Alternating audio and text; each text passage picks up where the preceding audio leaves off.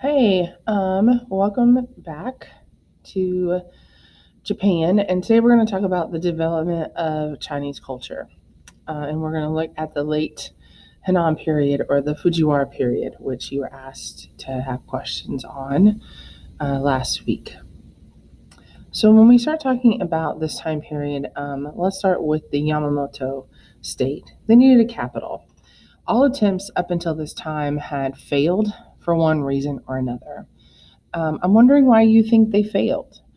There's not really a wrong answer here, but feel free to jot that down in your notes, and then we can talk about it when I see you next week. In 710, the capital was moved to Nara. It was completely modeled after the Tiang Chinese capital of Chang'an. And so examples that we see here that it copied the layout of the Chinese capital. It was built on a grid system, and the buildings and the architecture showed the workings of the Chinese reform. Now, this building on a grid system was a new um, evolution, I guess, of if you will, of architecture. Every place had a purpose. Where before this, cities were built by growth. When you needed another building, when you needed another street or an area, you just added on to it. But here, every building was placed purposefully. So Nara was short lived. It really was too small. And there were a lot of people that weren't quite sure why, but Emperor Kamu moved the capital to Kyoto. Some believed it was to avoid the Buddhist dominance that was near Nara, and that he felt oppressed by the increasing number of Buddhist temples. So, like Nara, um, Kyoto was built on a grid pattern. Some of the differences, though, here was, and this is evidence as to why people felt that he moved it away, is that Buddhists were forbidden to build monasteries in the new capital. And they were trying to control the Buddhist monks. So the emperor ended up abandoning pretty much all pretense of the reforms that had taken place beforehand. Many historians will tell you that the Henan period was that of peace and prosperity. And when we look at Japanese history, we are referring to the Henan period as a high point in Japanese culture. So let's focus on that Japanese culture because that's what we're looking at, the development of Japanese culture. So the Henan period is considered the last division of classic Japanese history. Court life was very much a part of life in the Henan period. The royals set up court in Henan so that they could be near the emperor. The nobles here lived lives of luxury. They lived very different lives of the common people. And there was pretty much no interaction between those who lived in the court and the common people. This is reflective of court life in many European societies as well. So, what were some things that happened in court life that we see contributed to the culture of Japan? Well, first, literature is a big proponent of the culture that we see developed during this time. Men were writing Chinese style poetry, where women were beginning to write Japanese poetry. One of the first books written by a woman was the world's first novel, and that was called The Tale of the Genji, which you were asked to read coming into this week. Not the entire novel. I believe you were asked to read 2 chapters from the book. We also see diaries that were being published, The Pillow Book by C. Shogun, and As I Crossed a Bridge of Dreams by Lady Sarashina. So women in the Henan period were banned from most political offices. Their social position remained, though, pretty high. Most women were highly educated, and they were allowed to inherit property. Like I said, we see a lot of writing take place by women, the first autobiographical narratives, were in poems and diaries, and they had huge contributions to literature. Fashion, noble women especially, placed a pretty high value on fashion. Here we see the kimono, which is still indicative of Japanese culture today. Art also came from this age. Watercolor paintings of landscapes were extremely common. There were usually two types of painting that was done. There was painted fans that you see a picture of here at the bottom, the picture fans. They also painted blocks of wood. They painted people and nature. So paintings were used to decorate homes. They were used to decorate furniture. Calligraphy was another form of art that was very popular with the nobles, and many would spend hours copying poetry in this decorative writing style. Architecture was also important. The building of shrines and palaces and temples during this time are reflective of that importance. So again, I told you that paintings were usually watercolor paintings of landscapes, but there were also illustrations of stories that became very popular during this time. Here's an example of the architecture, the building design. Again, it was an important art form, so we see the shrines, palaces, temples that were designed. And you can see that reflective here. This is a tatami, which is a type of mat that is used as a flooring material in traditional Japanese style rooms.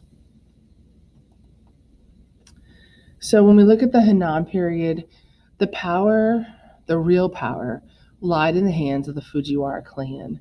The Fujiwara clan was established by Kamatari as a part of the Taiheki reforms. They married their daughters to possible emperors. And by 858, Fujiwara Yoshifusa was able to place his grandson on the throne, and then he named himself as the regent. The family dominated government, and the emperors merely became puppets. They were effective rulers of Japan until the shogunates or the military took over after the Henan period. So we see a pattern of rule being established during the Fujiwara period. Again, the emperor is basically a figurehead where all the real ruling is going on behind the scenes. Offices were hereditary, so there was no competition for the office. And we see the shrinking of the bureaucratic government taking place during this time. So the emperors became retired, and when they were retired, they ended up creating what was called a cloister government. It was created by Go Sanjo, who was the 71st emperor of Japan, and the purpose was to challenge the Fujiwara family. A device of the retired emperors, it was used as a device by them so they could re-enter political life. Many of them were sheltered by the church so that they could get more personal freedom. And we were seeing that the society was moving away from a matriarchal society or one that was led by females, more towards a patriarchal society led by males.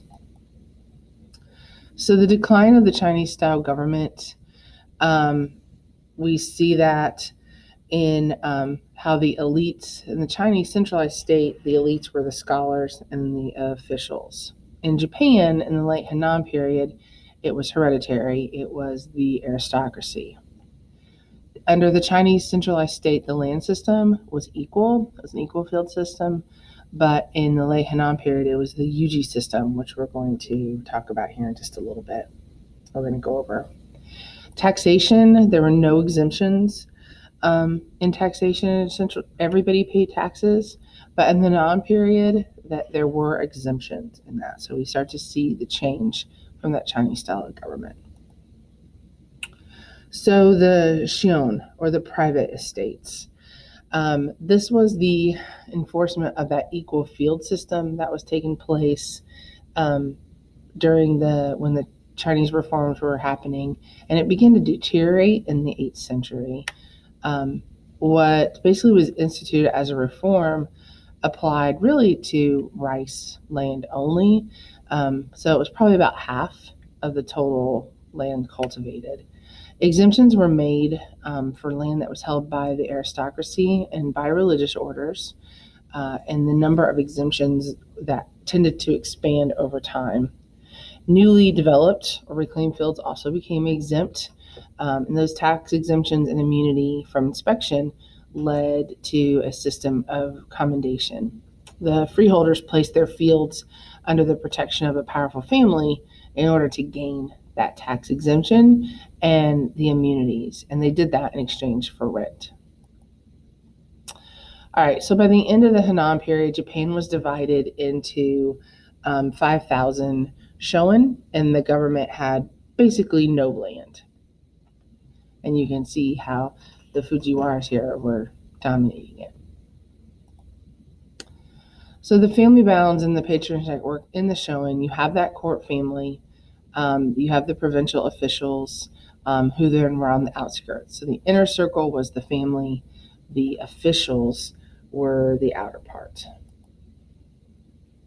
So the results of it, we see the emergence of the Japanese pattern of rule, again, that decline of the Chinese style of central government, the rise of the Fujiwara family that was holding the country together through the patronage links. We also see a rise of nobles. This is the Japanese Imperial Palace today that is still standing. Okay, so the rise of the provincial aristocracy. Again, the Fujiwara family was pretty prolific. We see distant branches of the imperial family that were cut off from the family line, and they became shogun owners. So some examples, the Minamoto family, which was also known as the Jinji family, the Tara, which was the Hiki family, and then we see the growing power of the provincial aristocracy, so those that lived farther out that were owning more and more land were being absorbed into Chinese culture. During this time, too, we see the growth of population and a surgence of the economy. So that provincial aristocracy is what we're talking about with the Yuji land system, that local aristocracy away from the capital, and how important and powerful those families are. All right, so the samurai. The samurai starts to become an important part of the Japanese culture when we see conflicts among the shogun and the local groups over the land and the offices. Inland sea piracy with the taking of the land, and how people were squatting, if you will, and saying that the land is theirs. So these powerful landowners were hiring private warriors to help protect their property, and those warriors were known as the samurai. The samurai was a position that was held hereditary. So if your father was a samurai or your mother, then you were as well, 9 times out of 10. They carried weapons like bows and arrows and swords, both a short and a longer sword. They were protected by armor, and they rode on horses. So Japanese feudalism, when we look at Japanese feudalism, we need to first think about, like, what is it? And when we think about feudalism, for the most part, we usually tend to think about medieval in Europe feudalism. And so that's one of the things I want you to think about coming up for class, is to talk about what is the difference between Japanese feudalism and what is the difference between and European feudalism. So that's where we're going to stop today. I want you to think about that, look through your reading and make some notes about it, and be prepared and ready to talk about it when I see you either on Tuesday or on Thursday of this upcoming week. Have a great day. Bye.